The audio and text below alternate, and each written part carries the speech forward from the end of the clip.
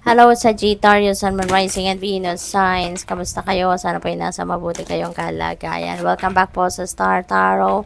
Kung bago kayo dito, welcome din kayo. Thank you for your support. I truly appreciate it. God bless you all. Tignan natin ang mga mensahe ni Sag for today. We have Queen of Cups. Ayan. So, Queen of Cups is a water sign, ano? So, siguro, meron kayong mga dealings with a water sign. Maybe sa ngayon, you're going to be dealing with a Cancer, Scorpio, and Pisces, no?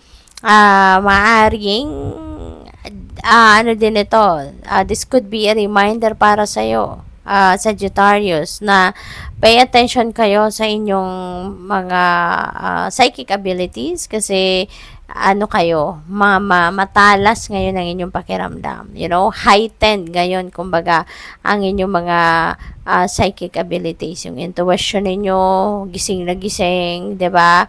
Yung third eye ninyo, bukang-buka siguro sa ngayon. Kaya malakas yung radar ninyo, no? So, pay attention to that kasi maraming guidance ang maaring pumasok sa inyo, dumating sa inyo. Baka meron din kayong mga tawag dito, vision na maaaring ipapadala sa inyo ang universe sa ngayon. And those are guidance para sa'yo. Lalo-lalo na kung siguro kayo ay nagdadasal for guidance, humihingi kayo ng gabay, humihingi kayo ng clear direction, 'di ba, sa buhay. So maaring ito ngayon yung pagkakataon na baka kayo ay padalhan ng guidance, no, para makatulong sa inyong manavigate ninyo ang inyong sitwasyon. Okay?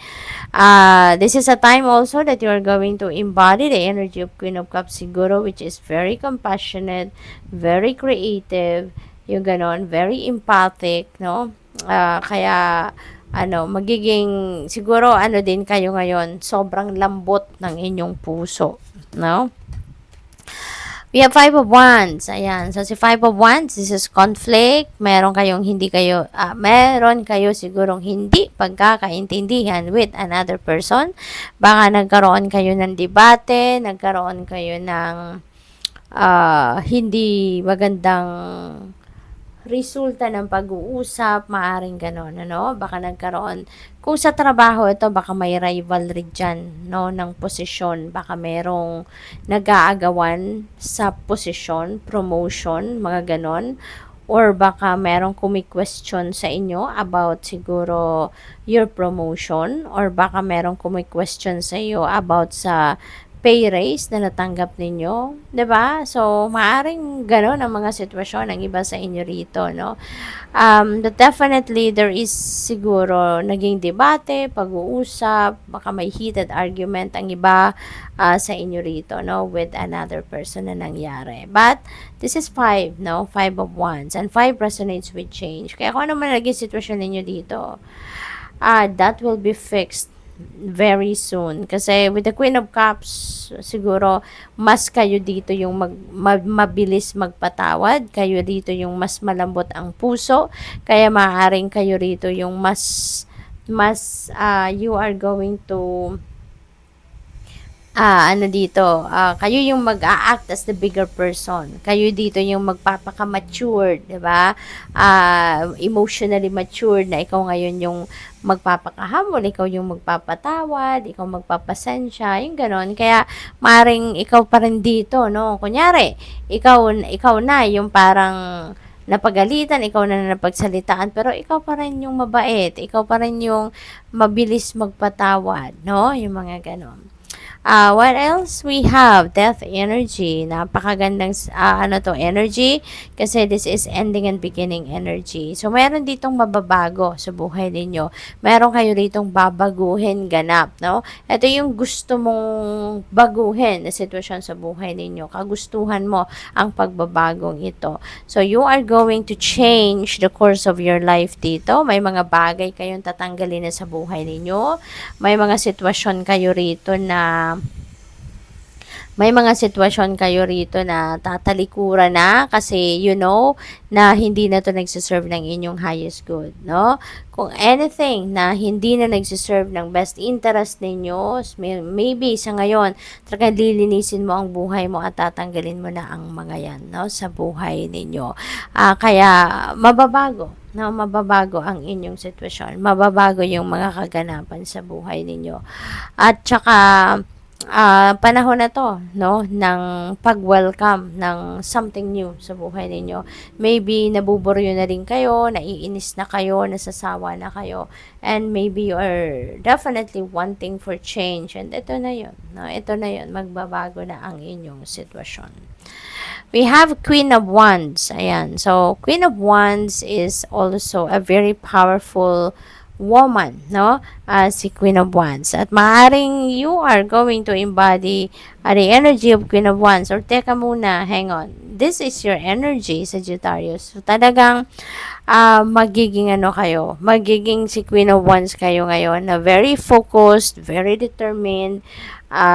Kung meron kayong gustong gawin dito, talagang hindi mo to titigilan hanggat hindi mo magawa or hindi mo ma-achieve. You're going to do anything and everything in your power. Yung determinasyon ninyo hindi matatawaran sa ngayon, ano? Talagang ipupush through mo kung ano man yung iniisip mo, ano man yung in-envision ninyo, ipupush through mo yan, no? You're going to do extra effort para makamit mo yan or magawa mo yan.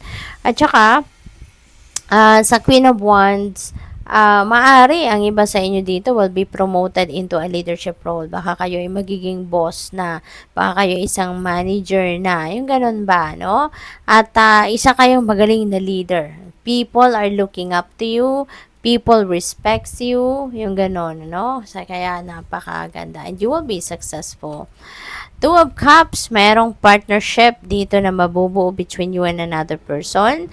With the Two of Cups, maganda to. No? Maganda tong relationship na mabubuo dito. Anumang klaseng relationship ang magkakaroon kayo, whether that is romantic, whether that is platonic friendship, or kahit ano pa, even partnership in business, regardless kung anong klaseng partnership ito, magkakasundo kayo ng kung sino man itong paparating sa buhay ninyo, no? Parang swak na swak agad kayo, you know? Yung pang magkakaintindihan kayo in most things na napag-uusapan ninyo, yung ganun ba? Kaya magandang magiging relationship ninyo rito. So what else? Tingnan natin kung ano pang mga messages ninyo for today. We have clearing, making room for growth. Ito na yun. Death energy. You are definitely going to declutter your life. Tatanggalin mo na anything and everything that doesn't serve your highest good because you are ready for growth. You are ready for moving forward. Yung ganon. Handa ka na baguhin ang course of your life for the better. And there are opportunities coming your way. Maganda to. Ibig sabihin, yung mga pagbabagong gagawin mo or yung pagbabagong gusto mong mangyari sa buhay mo, you are supported by the divine. You are going to be sent opportunities that will help you carry out that change. So, siguro kung ano yung mga pagbabago na gusto mong gawin sa buhay ninyo sa ngayon, Sagittarius, is in alignment with your destiny, or that is in alignment with your purpose in life, no? Kaya so suportahan ka dito. The night, find comfort in the night where the world switches off and stars burn bright. Ayan, so pahinga, okay? You're being reminded here na pagdating ng gabi, kung nakapagtrabaho na kayo ng buong araw, ay ibigay mo na ito sa sarili mo na gabi, itulog mo na yan, ipahinga mo na yan, mag-recharge ka na ng inyong sarili, okay? So good luck sa'yo. Thank you for watching. Love and light. Namaste.